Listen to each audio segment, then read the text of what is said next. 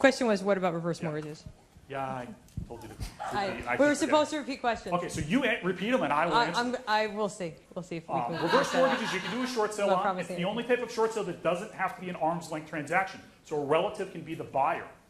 So they're not inheriting the property really because it's not worth what's owed on it. But if they want to keep it in the family, they can buy it for as little as 95% of the current appraised value. Of course, they got to be able to buy it. But every other type of short sale, anybody who's remotely related to the seller is disqualified. It's not an arm's length transaction, and the mortgage company will not approve of it. In a reverse mortgage, they can. A reverse mortgage is a non-recourse loan, so the homeowner's not financially responsible for repayment of the loan. The house is just collateral. If they foreclose on the property for any reason, they can't come after the homeowner for a deficiency. So in the short sale review, they don't ask them for all the financial stuff. They don't have to qualify. Depending on the status of the account, whether it's active or matured, will determine whether they need to get 95% or 100% of the current as-is FHA appraisal. An active account would be somebody who is still living in the property, they've been paying their property taxes, and they've been paying their homeowner's insurance. So they've done everything they need to do to maintain an active status with the loan. Similar to being current on your regular mortgage payment.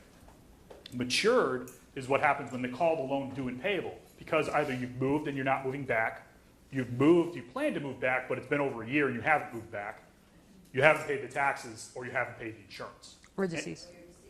Or deceased. In which case you probably didn't do any of those things.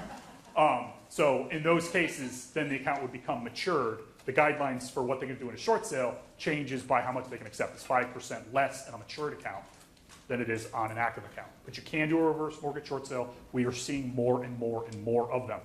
The biggest challenge we've been seeing on them is a reverse mortgage will not pay any money to any other type of lien. Number one, you're not supposed to have another mortgage behind a reverse mortgage. And with most forward mortgages, when you're doing a short sale, they also don't like paying money to any other type of lien except for a junior mortgage. So other types of liens they don't like paying for. Sometimes we can get them to do that. On a reverse mortgage, never going to happen. And a very common other lien we see on reverse mortgages is the Department of Social Services when the homeowner went on Title 19. Because they went in a nursing home or something. And the lovely state of Connecticut agencies like the Department of Revenue Services for taxes and the Department of Social Services for any kind of state assistance will not go away for free. They want money. So on those, we have to negotiate into the buyer's offer, an offer directly from the buyer to DSS. So let's say we already know the bank already did an appraisal. Now usually in a reverse mortgage, they don't do that until you have an offer, but let's just say that they did, because occasionally they will. And the appraisal came at 100, and they can accept 95,000. And you have a buyer who's willing to pay 100,000.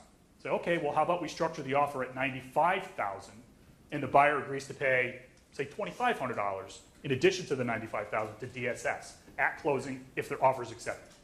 So now you've addressed how to get an offer to DSS because you can't include it in the offer. You can't say we're going to give you $100,000, but you have to pay $2,500 of that to DSS. That's not going to happen. HUD won't allow it on a reverse mortgage.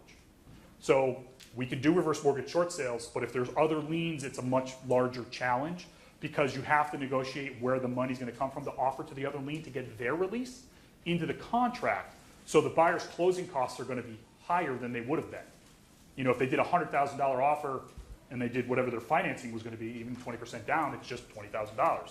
If they did $95,000 and they're doing 20% down plus $2,500 to DSS, they're going to have a higher closing cost in order to buy that property. Now, in that example, they got it for $2,500 less than they were originally willing to offer and less than what the appraisal came in at. So you can get it done, but not every buyer is going to be able to do that. If you have like a CHFA 100% financing buyer who's got no money, they wouldn't be able to do that scenario. And you'd have no way of getting a release from DSS because they won't release for free.